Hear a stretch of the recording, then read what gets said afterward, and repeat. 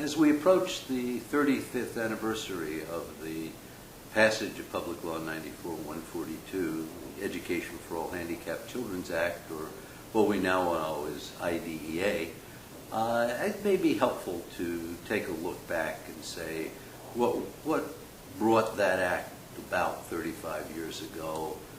What were the forces that came together to make it possible? What role did CEC play? And what are the significant things that have been accomplished or perhaps not accomplished over the last 35 years? So let's go back in time to the late 1960s and take a look at where we were as a field in special education.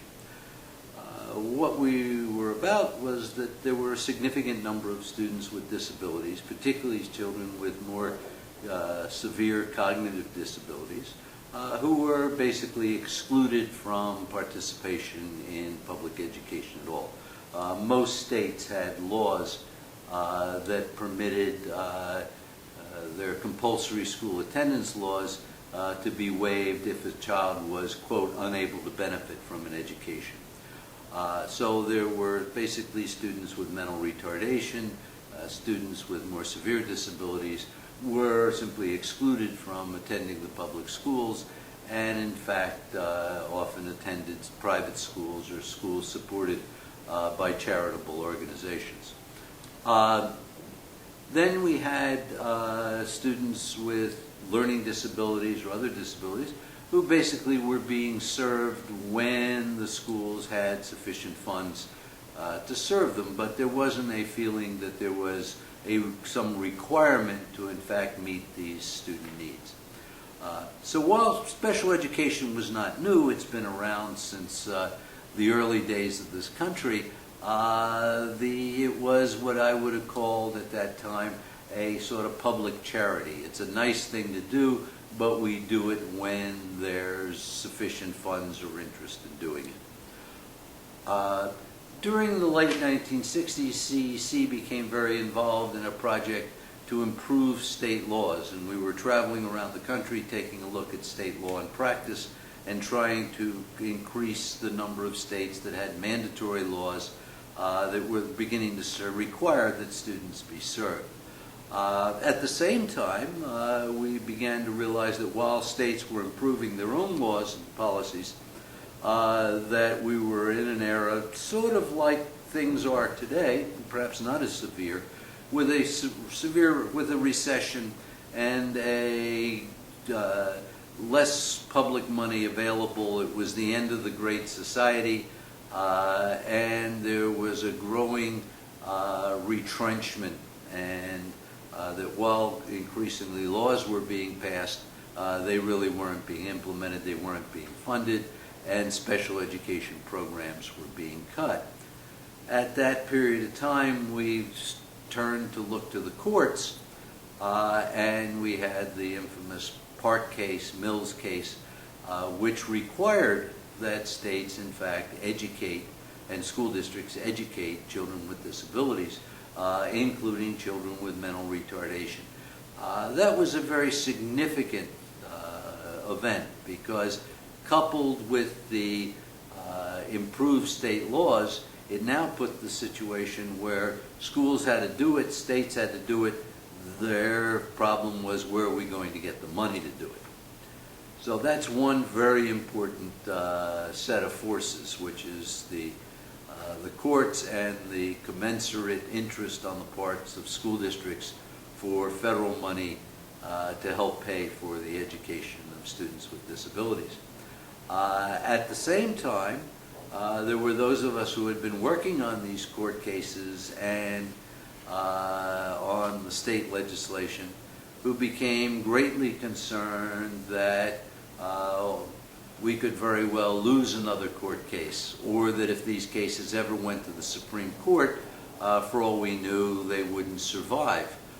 So while all of us were talking about that there was a right to education, one has to remember that all these right to education cases were never appealed, never really tested in the courts as to their constitutionality. And so we had an interest in also passing national policy that would make the court case is moot. School districts were also interested in having some national policy because they were afraid that every court decision would lead to something new, and they wanted to at least know what the basic rules of the game were. So during that early part of the 70s, all of those forces came together. I guess one in these days would use the term a perfect storm of groups that never really talked to each other that much or never had much in common, all of a sudden had a common interest for a set of national policies and national funding for special education. And basically CEC was, I would call, the choreographer of that dance that went on for between 1971 and the final passage of the law in 1975.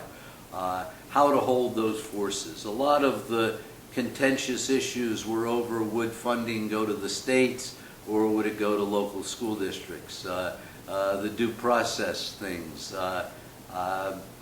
Not anymore the question of would children be educated or not, but now it was more around the how-tos.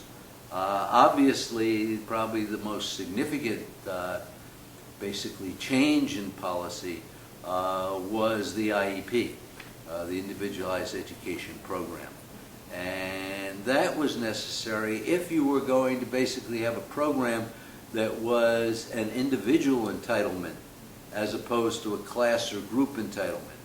So instead of talking about children with disabilities are entitled to, we were talking about Johnny is entitled to and should have his needs met. In that case, one needed a mechanism to define what Johnny's needs and entitlements were. And that became the Individualized Education Program, or the IEP, probably in many ways the most revolutionary part of Public Law 94-142. So all of that happened, came to fruition in 1975, 35 years ago, and now we can say, well, what have we accomplished in 35 years? And I would define it simply this way: we've accomplished a great deal, and we're still frustrated because we haven't accomplished all the things we would have liked to have accomplished. So let's quickly look at that.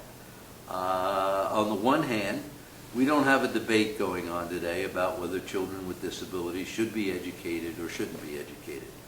I don't hear in the school districts I work with, and I heavily work with the second largest school district in the country, where there are 83,000 students receiving special education services. While people may grumble about certain things in its implementation, I don't hear a question any longer of the basic issue of should children be educated or not.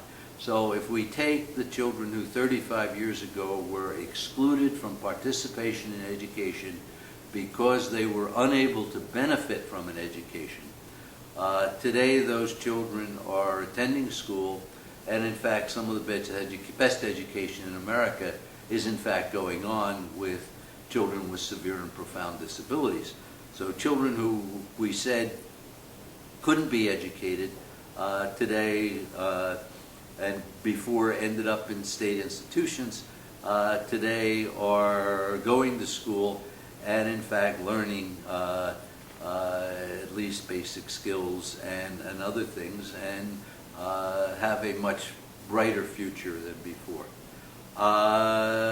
Increase in the number of students with learning disabilities, students with behavior problems who were previously sent out of schools today being educated. If we take a look at the outcomes, children with disabilities are performing better today than they did before. They're graduating at a higher rate. They're reading at a better rate. Many of the things that we would have hoped to accomplish have accomplished. Are they reading at a rate and graduating at a rate that we would like? No, we'd like it to be better. But one always has to put in context to say, Are we making progress, and progress is linear? So the answer is yes, we've made progress. Yes, we need to go further. Are there some things, at least personally, I'm concerned about? One is, I think we're losing the concept of individualizing. Individualizing means choices. And if you don't have alternative curriculum or alternative standards for some children, then you don't really have choices. Is the general curriculum the right place for everybody? I don't think so. And if you don't have alternatives, then some kids simply get lost. Or as Lou Brown used to say, we teach the alphabet A through R, then we run out of time. Maybe for some kids we need to talk about how important is the alphabet over other things that children need to learn. So I'm not sure that IEPs are all that individualized or are producing the benefits we want. If we're going to have single standards and expect everybody to perform the same, then maybe we ought to reconsider whether the IEP is the appropriate vehicle to do that. So I think those are the things that we need to look at. But I think we can take great pride as a field in what we've accomplished, and I think we can look to where the future takes us.